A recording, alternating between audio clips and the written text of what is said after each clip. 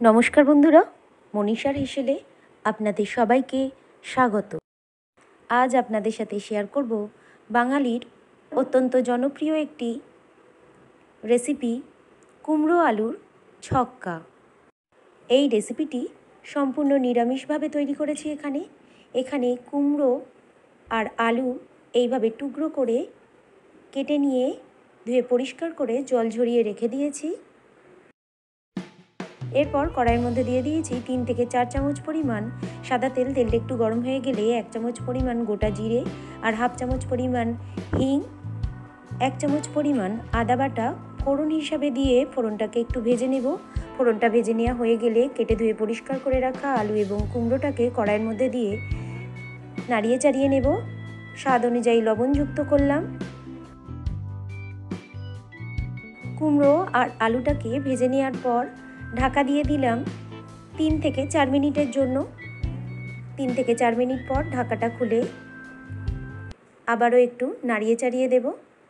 এরপর দিয়ে দিলাম একটা কুচানো কাঁচা লঙ্কা, 1 চামচ পরিমাণ জিরে গুঁড়ো দিয়ে দিলাম, 1 চামচ পরিমাণ হলুদ গুঁড়ো দিয়ে দিলাম, 1 চামচ পরিমাণ ধনে গুঁড়ো দিয়ে দিলাম। সমস্ত মশলার সাথে আলু এবং কুমড়োটাকে ভালো করে মিশিয়ে নেব খুন্তি দিয়ে।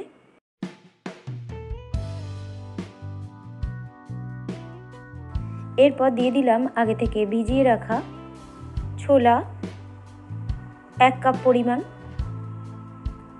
সিদ্ধ হতে দেব ছোলাটাকে। এরপর ঢাকা দিয়ে দিলাম আবারও 2 থেকে 3 মিনিটের জন্য। ঢাকাটা খুলে সমস্ত উপকরণকে একটু নাড়িয়ে দিয়ে দিলাম 2 বড় কাপ পরিমাণ জল। আবারও স্বাদ অনুযায়ী একটু লবণ যুক্ত করলাম। সমস্ত উপকরণকে মিশিয়ে নিলাম।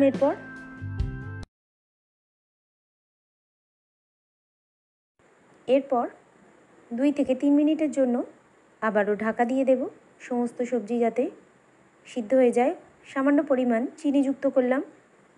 তৈরি হয়ে গেল আজকের রেসিপি, বাঙালির অত্যন্ত প্রিয় কুমড়ো আলুর ছক্কা। গরম গরম ঘিয়ের পরোটার সাথে পরিবেশনের জন্য একেবারে প্রস্তুত। এরপর বানিয়ে নেব ঘিয়ের পরোটা। ঘিয়ের পরোটা বানানোর জন্য 2 কাপ পরিমাণ ময়দা, 1 চামচ পরিমাণ সাদা তেল, 1 চামচ পরিমাণ ঘি, পরিমাণ মতো লবণ আর পরিমাণ মতো জল দিয়ে ময়দার ডোটাকে সুন্দরভাবে এখানে রেডি করে নিয়েছি। এরপর ছোট ছোট ডো কেটে নিয়ে পরোটার আকারে এইভাবে বেলে নিয়েছি। সামান্য পরিমাণ সাদা তেল দিয়ে যে প্যানের মধ্যে পরোটা ভাজবো সেখানে 1 চামচ পরিমাণ ঘি ব্রাশ করে দিয়ে দিলাম। এরপর বেলে রাখা পরোটা একে একে দিয়ে এইভাবে 1 চামচ পরিমাণ ঘি দিয়ে পরোটাটাকে এক পিঠ ভেজে নেওয়ার পর অপর পিঠ উল্টিয়ে ভেজে নেব লো টু মিডিয়াম ফ্লেমে। অন্যান্য রেসিপির মতো আজকের রেসিপি দুটি আপনাদের যদি ভালো লেগে থাকে বন্ধুরা, অবশ্যই আমার এই ছোট চ্যানেলকে এগিয়ে যেতে সাহায্য করবেন। লাইক করবেন, কমেন্ট করবেন, শেয়ার করবেন।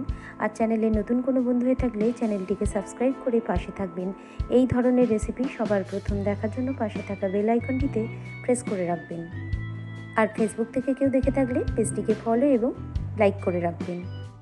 তৈরি হয়ে গেল গরম গরম ঘিয়ের পরোটা কুমড়ো আলুর ছক্কার সাথে পরিবেশনের জন্য একেবারে প্রস্তুত।